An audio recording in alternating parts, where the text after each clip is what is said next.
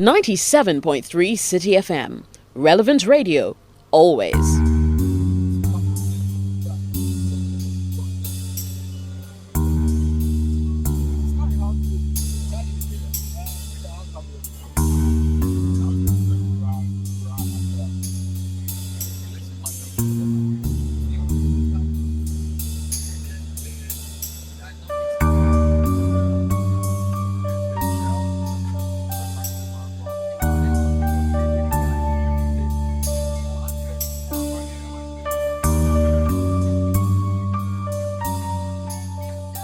Hi, I'm Bernard Avile. I'm here with Kojo Akoto-Boateng. We have been driving since morning and we finally found ourselves at the Kukurantumi Presby Primary and Junior High School.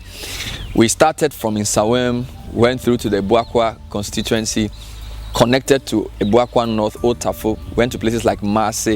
We didn't get as far as in Yenemba. We crossed back into Kukurantumi, which is almost like our final destination. And we've been going to some schools, finding out what really the issues are. So, Kojo, we went to, what was the first school we went to? We went to the Marse Primary School, Primary and JSS, okay, which was established in 1965. 1965 established school. What are the key things we saw there?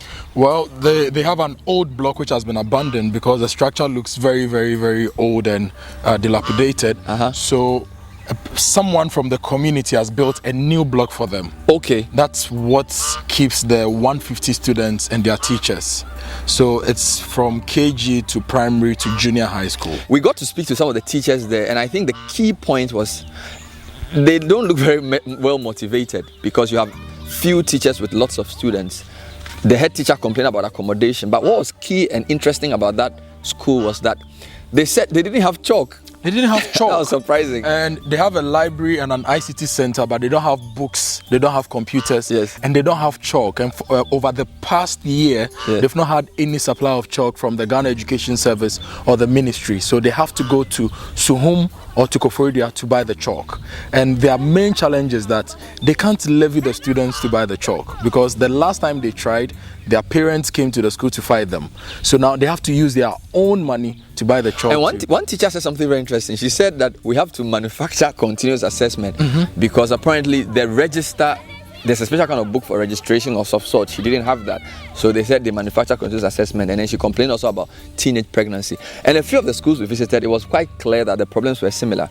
Now we ended up here, which is where we are reporting from, which is the Kukurantumi Presby Primary and JHS. We came in at a very interesting time because the school had closed, as in they closed for the day because a week to there's revision week. Yes. Yeah, but we met the headmistress and about 6 female teachers who had just finished a meeting. Now, quick stats on this school. Student population is also 150, like the Marse Primary and Junior High School. And they have 7 teachers, including the head teacher. And one very interesting thing is they have something that looks like an ICT center. But they don't have electricity connected to the school. They don't have computers. So the computers donated by the vice president's wife are going to be put in what looks like their ICT center, which is not connected to electricity. They have to go to St. Paul's for ICT. Which is lessons. Another school in the town.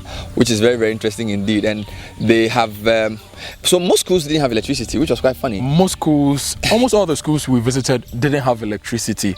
And the government schools. In this area, one key issue is the chalk. One teacher was like, well, we have the computers, we would have the computer lab.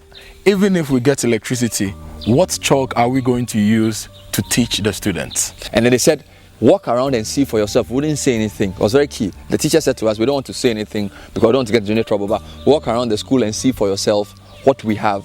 Look around and see if we have what it takes to provide the service that we were expected to provide. So it was quite interesting. No students because it's past closing time, but it's one of the more neat schools. It looks very well organized. It looks very, because some of the schools didn't look that well kept. This school looked very, very well managed, well manicured lawns, and all the teachers we spoke to in this school were quite articulate. Yeah, I was quite impressed about that. The teachers in this school seem very articulate. more than the other schools we visited, but these are just a few highlights. So, well, I don't know what else we'll say about. Yes, but Bernard, if you take a look at the communities and the kind of economic activities that go on here, you see people who have completed school just walking around. They don't seem to have anything to do.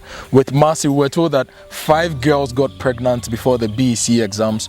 2 of them delivered 2 weeks before the exam. I think the key issue is education is the main route out of poverty, because a lot of these people are kids from parents who are either farmers, because one of the smartest student I spoke to in one of the schools, mother is a farmer, father is a palm wine tapper. Yeah.